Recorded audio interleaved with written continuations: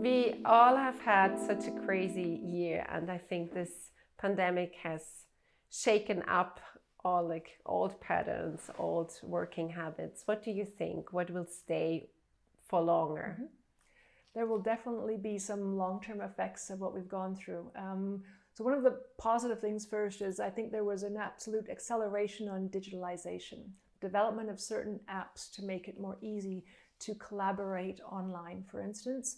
We've been Zooming and Teams and all of those sorts of different platforms. It's no longer unusual to do so. A major difference will be travel, and that's also a good thing, speaking about sustainability. So we will ask different questions in the future. When is the right time to have to hop on a plane and go somewhere? And could we just do this in a different way? I think this year has also taught us how do we prepare for meetings? How do you get creativity out of people in a digital environment? You have to design it in a different way. I think a lot of us were surprised actually how easy it is.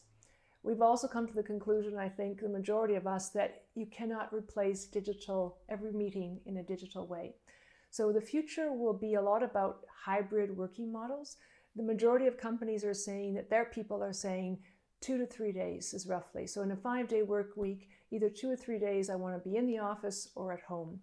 How do we manage that in the future? This is a major, very strategic challenge that human resources needs to be at the table, having these sorts of conversations and starting to design the future now. It's going to be a much more flexible working world for everybody. What do you think in regards of gender equality? There have been a lot of voices that mentioned that for women, this being stuck at home has been a disadvantage or has thrown them back in years of gender equality. It's heavy on my heart. It's something of great concern. If you look at the various studies that are out there, Deloitte has also its own study that shows we do have reason to be concerned.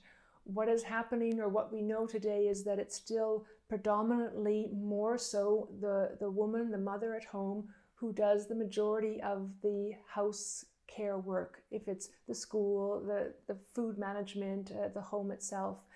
And this has been such a struggle for this mother. And we are seeing more and more that women are opting out. They're either opting out of work at all, I can't take this anymore, or they're reducing.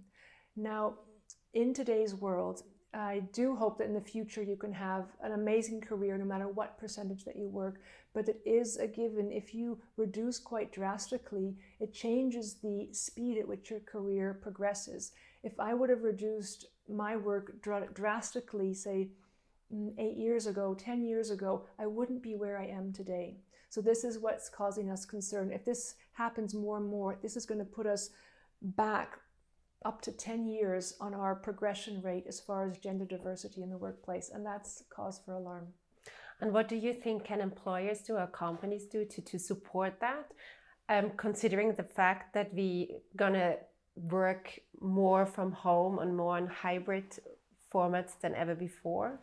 So there's many things we can do, but I would say the number one thing that I would speak about is flexibility. And this year has shown us that work does not have to take place during certain hours of the day. You don't need to do physical networking in the office to make it happen. So there is some positive things. So flexibility, sometimes it's having those conversations and saying, well, what do you need for a few months to get back on your feet again? And how can we have that conversation, in a few months' time once you're feeling better again? It's about strengthening. The women don't need to be fixed, but they need to be supported. They need to feel supported by the people, their teams around them, and that's the environment.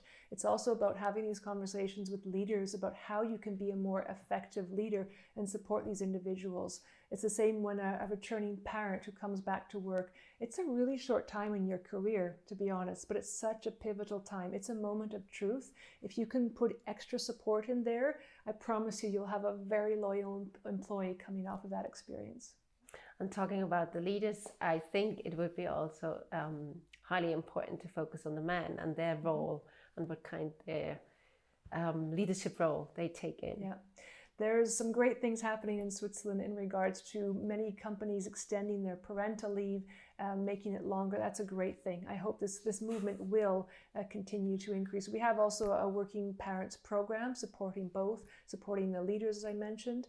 And, you know, I try to call out those examples. I have last year, one of our senior leaders stuck his head in the office at around 5:30 and said, I'm heading off home. I'm going to help my son or daughter with learning their French words. Great, so wonderful. See you, have a nice evening. And afterwards, I thought how important these voices are to not, you know, sneak out of the office, call it out.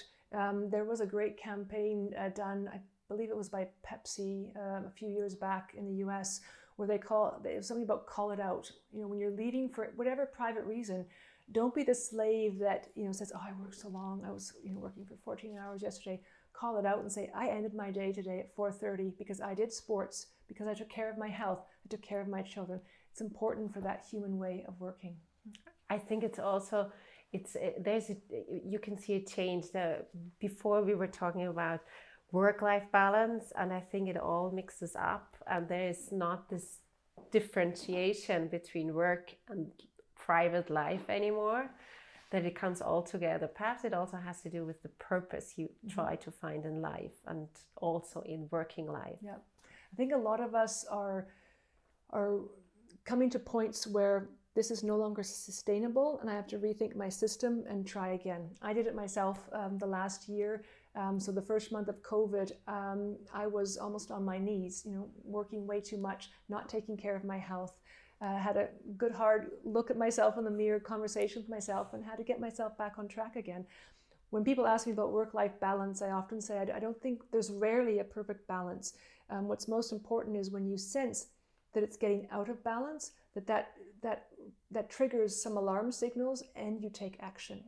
So, you know, one of the things I tried that somebody recently shared with me, it actually worked. You know, you've got your laptop at home, it's somewhere in your house. Do you really need to have your emails also on your phone? So I tried that for a month. It was actually quite releasing to be able to go down for dinner or for lunch and have that half-hour break and not have those emails right at the table with me. Not having constantly this push alarms coming in, yes. Mm-hmm. Talking about children, what kind of working world do you wish your children see one day? That's a great question. So I have 3 children, 2 sons, 18 and 8, and my daughter who is 6. And I've heard so many things they've come home and said, and I thought, oh my God, I can't believe my child just said that. And you see, you know, the impact of our world that it has on it. I'm very conscious about the words we use at home. When my daughter says, I can't do that yet.